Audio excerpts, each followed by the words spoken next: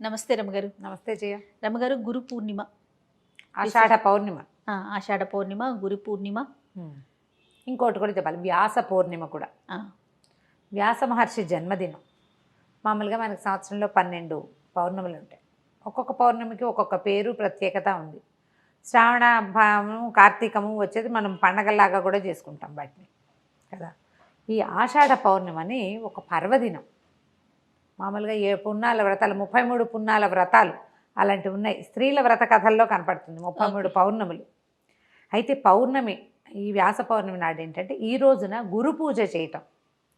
అధ్యాపకులే కాదంటే మనకి పాఠం చెప్పిన వాళ్ళే కాకుండా ఆధ్యాత్మిక గురువులు. మనం ఎవరినో ఒకరిని గురువుగా భావిస్తాం. గురువుని సత్కరించుకోవటం, గురువుకి పాదపూజ చేసుకోవటం, గురు వందనం చేయటం, వెళ్ళి మన మాస్టర్లు ఎవరికైనా సరే వీళ్ళ వల్ల మన జీవితం మారింది అనిపిస్తుంది ఒక్కొక్కసారి. వీళ్ళు చెప్పడం వల్లే. అందులో అప్పుడప్పుడు మన అమ్మ నాన్న, మన వదిన వాళ్ళు కూడా ఉంటారు, మన బంధువులు కూడా ఉండొచ్చు, కుటుంబ సభ్యులు కూడా అయి ఉండొచ్చు. వాళ్ళు చెప్పిన ఒక థియరీ వల్ల, లేదా ఒక సలహా వల్ల, ఒక మంచి మాట వల్ల, వాళ్ళు ఇచ్చిన మోరల్ సపోర్ట్ వల్ల మనం జీవితంలో ముందుకెళ్తే వాళ్ళని మనం మా గురువుగా భావించవచ్చు. ఇది కాకుండా ఆధ్యాత్మిక గురువులు, ఆధ్యాత్మిక ప్రగతికి, ఉన్నతికి తోడ్పడిన వాళ్ళు. ఎవరివైనా మనం ప్రవచనాలు వింటాం, వాళ్ళని గురువుగా భావిస్తాం. వాళ్ళు చెప్పినవి తూచా తప్పకుండా పాటిస్తాం సాధ్యమైనంత వరకు. ఏ ప్రవచనాలు లేకుండా కూడా ఒక్కొక్కసారి మనం కొంతమందిని, పెద్దవాళ్ళని గురువుగా భావిస్తాం. వారిని దర్శించుకోవటము, పూజించుకోవటము, అది ఈ రోజున చేసేది.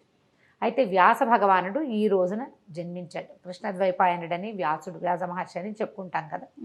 ఈయన ఏంటంటే ఇవాళ రోజున జన్మించడం వల్ల ఆయన జగద్గురువైన శ్రీకృష్ణుడిని మనకి పరిచయం చేశాడు. వ్యాస మహర్షి వల్ల, వ్యాస మహర్షి ఏం చేశారు, ఈ మన ఉద్గ్రంథంలాగా ఉండేది, వేదం అంతా ఒక ముద్దగా ఉండేది. అవును, దాన్ని చతుర్విభాగం చేశారు, 4 భాగాలుగా విభజించారు. విభజించిన తర్వాత ఆయన ఇంకేం చేశారు, బ్రహ్మసూత్రాలకి వ్యాఖ్యానం చేశారు. బ్రహ్మ చెప్పిన వాక్యాలని వ్యాఖ్యానించిన తర్వాత ప్రపంచానికి ఇప్పుడు ఇంత పెద్ద విషయం నీకు నాకు ఏమర్థమవుతుంది, సాధారణ వ్యక్తులకు అర్థం కాదు. మానవులకి ధర్మబోధన ఎలా చేయాలి అని ఆలోచించి అప్పుడే మరి వేదాలు కూడా మనుషుల కోసం చేయబడినవే కదా. ఇంత విభాగం చేసినా ఇలా చోడచ కర్మలు ఉన్నవాడు, సంస్కారాలు ఉన్నవాడే దాన్ని తెలుసుకోగలుగుతాడు. వాడు కూడా తెలుసుకోలేడు. చాలా గురువు వాడి చేత్తో పుచ్చుకుని ఉండాలి. గురువుని పాదాలు పట్టుకుని వదిలిపెట్టకుండా ఉండేవాడు తప్పిస్తే సాధారణ మానవుడికి ఆ విషయం తెలీదు. సాధారణ మానవుడికి ఈ విషయం అర్థం కాదు. వాళ్ళకి అర్థమయ్యేలా చెప్పడం కోసం ఏం చేశారు, ఒక ఉద్గ్రంథాన్ని రాయాలనుకున్నారు. ఆయన రాయాలనుకున్నది ఎట్లా రాయాలి, ఏం చేయాలి అంత కథ సంకల్పించుకున్నారు. ఆ సంకల్పించుకున్న కథే భారతం. భారతంలో ఉన్నది అన్ని చోట్ల ఉంది, భారతంలో లేనిది ఎక్కడా లేదు. అంటే ఏంటి రామగారు, అంటే ప్రపంచంలో ఎక్కడ ఇదేంటి కొత్తగా ఉందంటే ఆ కొత్త కాదు, అది అవన్నీ భారతంలో ఉన్నవే. మనం ఇప్పుడు చూసే ప్రతిదీ భారతంలో నుంచి వచ్చింది, ప్రతిదీ. అలాంటి ఒక ఉద్గ్రంథాన్ని రచించాలని, దానివల్ల మానవులకి ధర్మం అంటే ఏంటో తెలుస్తుందని భావించాడు ఆయన. నువ్వు భావించినా భావించకపోయినా ప్రతి మనిషికి గురువు వ్యాస మహర్షి. ఉద్గ్రంథాన్ని రచించడానికి పూనుకొని తనకి తెలిసినటువంటి భరతవంశపు కథనే దానికి తీసుకున్నారు. కొన్ని వేల క్యారెక్టర్లు, వేల మనస్తత్వాలు, ఒక్కొక్కటి ధర్మం, ఎవడి ధర్మం వాడిది. ఎవడెవడు ధర్మాన్ని పట్టుకుని నిలబడ్డాడు, ధర్మం పక్కన నిలబడిన వాడు ఎలా ఉంటాడు, ధర్మం పక్కన నిలబడలేక తమ నుంచున్న చోటనే పట్టుకుని ఉన్నవాడు, అధర్మాన్ని పట్టుకుని నిలబడ్డవాడి పరిస్థితి ఏంటి, ఎట్లా ధర్మాన్ని పట్టుకున్నవాడు గొప్ప చరిత్ర గలవాడుగా ఉంటాడు, ధర్మాన్ని వదిలిపెట్టి అధర్మపు కొమ్ము కాసిన వాడు ఎంత అత్యద్భుతమైన వ్యక్తి అయినా కూడా చరిత్రహీనుడైపోతాడు. ఎలా నిద్దాగా ఉండాలో మనుషులు, కష్టాలు వచ్చినప్పుడు ఎలా ప్రవర్తించాలి, డబ్బు వచ్చినప్పుడు ఎట్లా ప్రవర్తించాలి, గర్వం వస్తే నీకు ఎట్లా శాస్తి చేస్తుంది ప్రకృతి, అవన్నీ కూడా వ్యాస భగవానుడు మనకు చూపించాడు.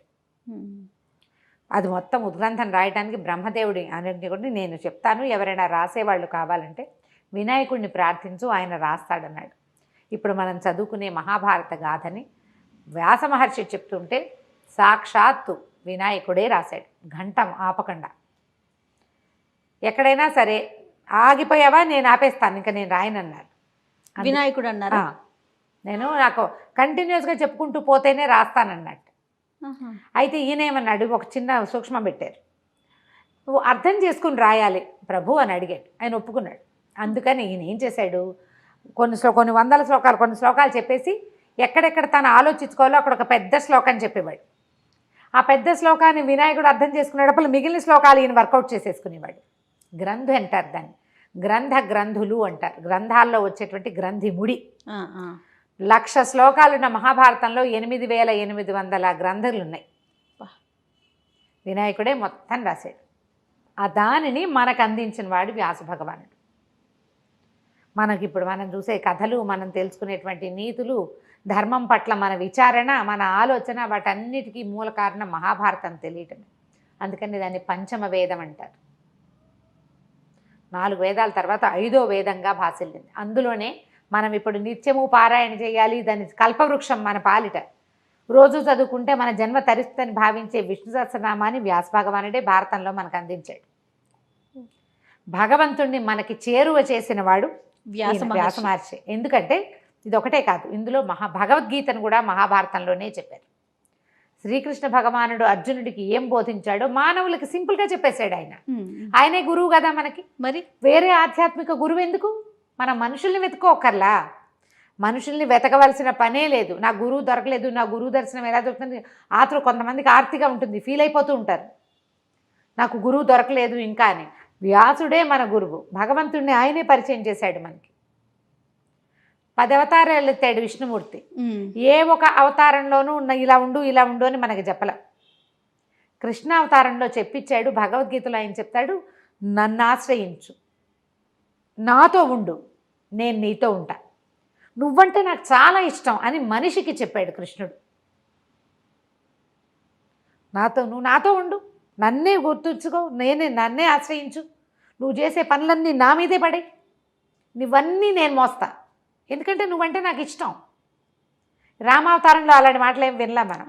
నరసింహావతారం, వామనావతారంలో డైలాగులే లేవు, మనకు తెలీదు. ఆ కృష్ణుడు చెప్పిన వాక్యాలని మనకి చక్కగా బోధించేశాడు వ్యాస మహర్షి. నిజంగా మీరు అన్నట్లుగా గురువు గురించి తాపత్రయ పడక్కర్లేదు. పట్టుకో భగవద్గీత, ఆయన కదా మనకి గురువు. ఆ భగవద్గీతని మనకు అందించిన వ్యాస మహర్షిని ఈ గురు పౌర్ణమి రోజున నమస్కరించుకుని తలచుకొని, మన ఇంట్లో మహాభారతం ఉంటే ఆ ఉద్గ్రంథాన్ని పెట్టి కోసె పూజ అంటారు, 2 పువ్వులు పెట్టండి, దానికి కాస్త గంధం చల్లి నమస్కారం చేసుకొని ధూపము దీపము పెట్టుకోండి. మహాభారతం కానీ భగవద్గీత కానీ ఉంటే అవి మనం పూజనీయ గ్రంథాలలో ఒకటి. పూజ చేసి ఊరుకోవద్దు, పేజీ తిప్పి 4 ముక్కలైనా చదవండి. ఇప్పటిదాకా చదవని వాళ్ళు భారతాన్ని కానీ భాగవతాన్ని కానీ అష్టాదశ పురాణాల్లో ఏదైనా ఒక పురాణాన్ని కానీ తీసుకుని చదువుకుంటుంటే వ్యాస మహర్షి మనకి గురువుగా అయ్యి మార్గదర్శనం చేస్తాడు. మార్గనిర్దేశం లేకే కదా మనం గురువు కోసం ఎందుకు చూస్తాము? గురువు ఏంటి? గురు చీకట్లో నుంచి వెలుగులోకి తీసుకెళ్ళేవాడు. అవునండి, రుజుమార్గాన్ని చూపిస్తాడు, మనకి ఏది సరైందో అది చూపిస్తాడు. అది ఈయన చూపిస్తాడు గురువుగా భావిస్తే. తప్పకుండా నా యొక్క ఆధ్యాత్మిక గురువు ఈయనే వ్యాస మహర్షి. అంతే, ఇంకా ఆయనే పట్టుకోవటం అంతే. ఆయన పట్టుకుని ఆయన చెప్పిన ప్రకారం వెళ్ళు, రోజును విష్ణు సహస్రనామం పారాయణ చేసుకో, ఆటోమేటిక్గా నీకు దారి దొరుకుతుంది. ఎవడో ఇంకొకటి వేల్పుచూ తీసుకెళ్తాడు. ఆ రోజుకి ఎవరో ఒకళ్ళు వస్తారు. అట్లా కనుక ప్రయత్నం చేసుకుని ఈ గురు పౌర్ణమి రోజు మామూలుగా పౌర్ణమి నియమాలు ఏంటంటే పగలు ఉపవాసం ఉండి రాత్రి చుక్కలు చూశాక భోజనం చేస్తారు. పొద్దున ఇలా గురు పూజ కానీ ఏదైనా చేసుకుని గురు సందర్శన. ఇదే కాకుండా మనం ఏం చేయొచ్చు, దక్షిణామూర్తి దేవాలయాల్లో శివాలయాల్లో దక్షిణామూర్తి దర్శనం లభిస్తుంది. దక్షిణామూర్తి దర్శనాన్ని చేయొచ్చు. మేధో దక్షిణామూర్తికి పూజించుకోవచ్చు. దక్షిణామూర్తి స్తోత్రం చదువుకోవచ్చు. గురుపాదుకా స్తోత్రం అని దొరుకుతుంది, ఆదిశంకరులు చెప్పింది. గురుపాదుకా స్తోత్రం చదువుకోవచ్చు. పిల్లలతో కూడా చదివించవచ్చు, మంచిది. దక్షిణామూర్తి శ్లోకం ఒక్క శ్లోకం లేదా హయగ్రీవ స్తుతి ఒక్క శ్లోకాన్ని, జ్ఞానానందమయం దేవం నిర్మల స్ఫటికాకృతి ఆధారం సర్వ విద్యానం హయగ్రీవం ఉపాస్మహే, ఇంత చిన్న శ్లోకాన్నైనా పిల్లలకి చెప్పించండి. ఈ గురు పౌర్ణమి రోజున గురు పూజ నిర్వహించుకుంటే బాగుంటుంది. లేకపోతే వ్యాస మహర్షిని పూజించుకుని తలుచుకోవటం, పగలు ఉపవాసం ఉండి సాయంకాలం చుక్కలు చూశాక భోజనం చేయొచ్చు. ఇట్లా ఈ మన ప్రతి ఇది కనిపిస్తుంది కదా మనకి చంద్రబింబంలో లలితాదేవిని ఉపాసించే విధానం కూడా మనం చేసుకోవచ్చు. ఈ లలిత అర్చన చేయటం అని ఇదివరకు మనం చెప్పాం. ప్రతి పౌర్ణమికి మనం చంద్రబింబంలో అమ్మవారిని భావించి సహస్రనామం చదువుకోవడం, లలితా సహస్రం చదువుకోవటం, పాయసం చేసి కొంచెం వెండి గిన్నెలో పాలు అన్నం మనం పరమాన్నం చేసుకుంటాం కదా, చిన్న వెండి పాత్రలో అయినా పెట్టి చంద్రుడి ముందు పెట్టి ప్రసాదం తీసుకుంటే చిత్తానికి సంబంధించిన మనసుకు సంబంధించిన సమస్యలు ఉంటే అవన్నీ తొలగిపోతే మానసిక ప్రశాంతత లభిస్తుంది. అది చేయలేని వాళ్ళు ఇలా చేసుకోవచ్చు. ఈ గురు పూజా మహోత్సవం సందర్భంగా మనం గురువు పౌర్ణమి సందర్భంగా మన గురువుల్ని తలుచుకునే అవకాశం కూడా మనకు లభిస్తుంది. తప్పకుండా. నమస్తే. నమస్తే.